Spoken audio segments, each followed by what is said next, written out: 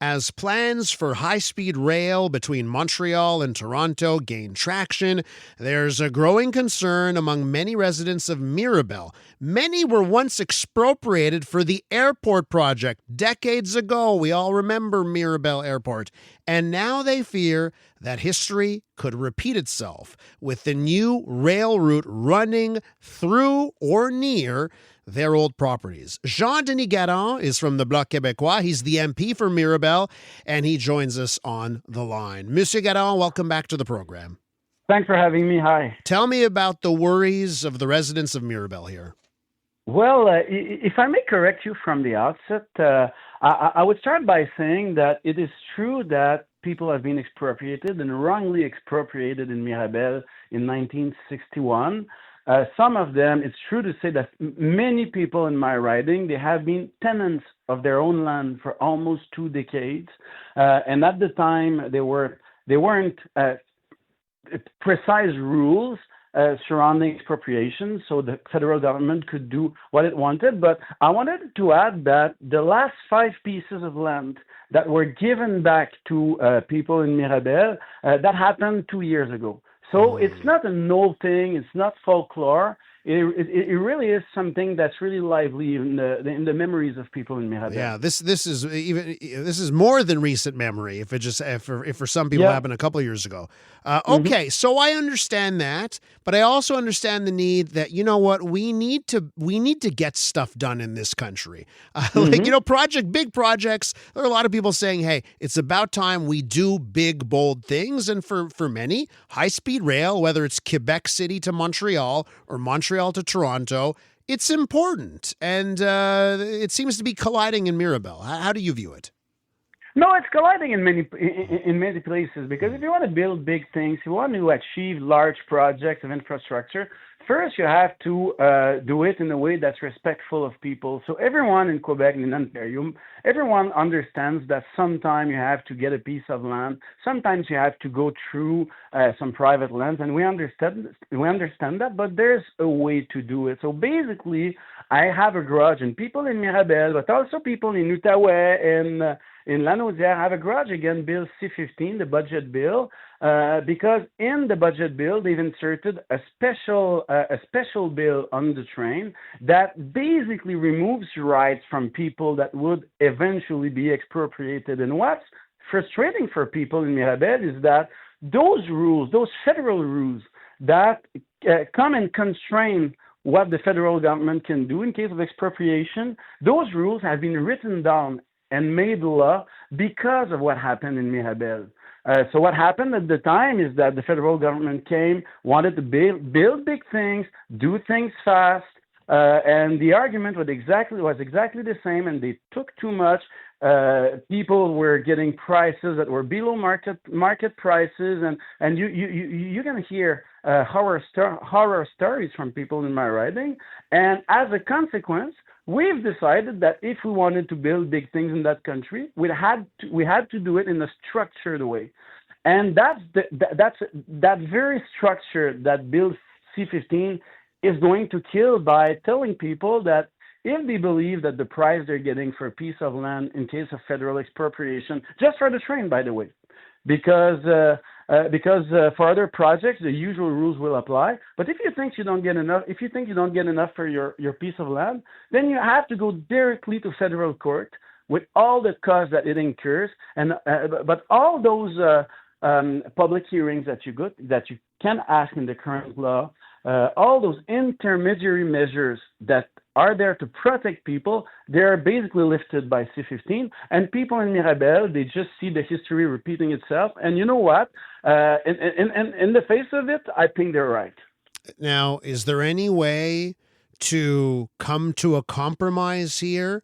And I also ask, can you come to a compromise and also keep the timeline that the Alto project has? It seems like they're on an accelerated timeline. Mm-hmm. Is it possible to have accelerated timeline and to make people happy? Okay, look, when you look at the Alto project, when you look at the history of it, if you had talked to those guys in Alto a year and a half ago, they'd have told you that the project could start in 7-8 years, which actually is quite a short delay for that kind of project. It's a 1,000-kilometer long project. And now what happened is that Prime Minister Carney came up and said, I want to build pipelines in the West. I want to have national interest projects, and there's nothing for Quebec and Ontario, so that's the only thing I have on my list. Let's fast track that. But the engineering reality of that project is that it's not ready to build. They don't even know where they're going to pass. They're looking at soil and making soil analysis because they don't even know where this is going to pass. So they don't need a fast track for expropriation in that project. What slows down the project is actually the fact that they're not ready to do the project. And if Alto wants to have what they have now in C-15, wants to have these special rules for their project, is not to fast track the project.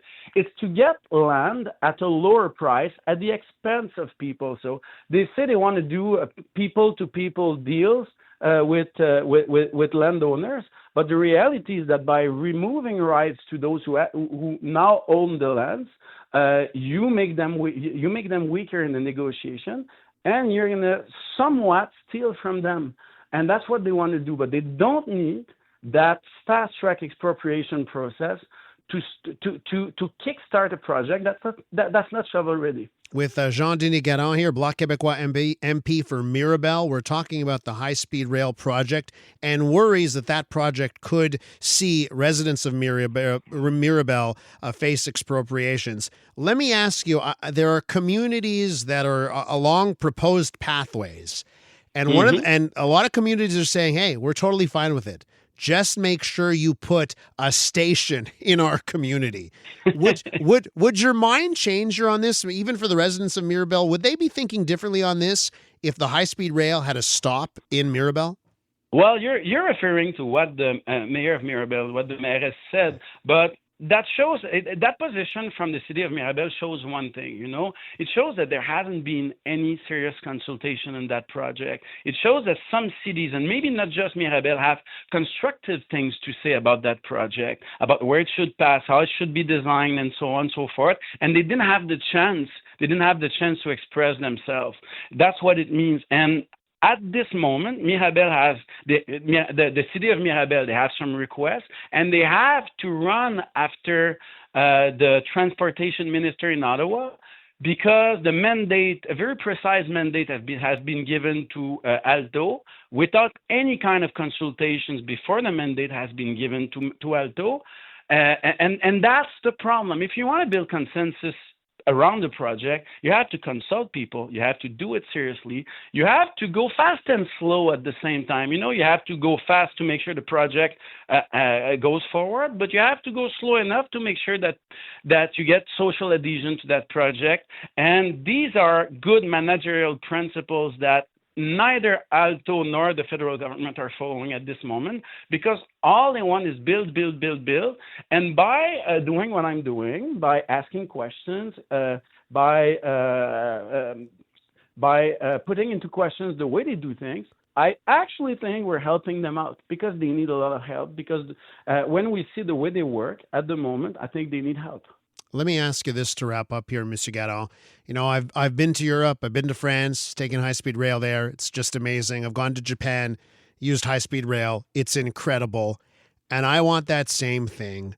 What do you say? And I'm sure there are Bloc Quebecois supporters who want this. And I'm sure maybe some people are a little bit skittish on, high-speed rail, Montreal to Toronto. Some would call it a nation-building project, but the nation is Canada and not Quebec. So, what's your message to those who really, really, really want this?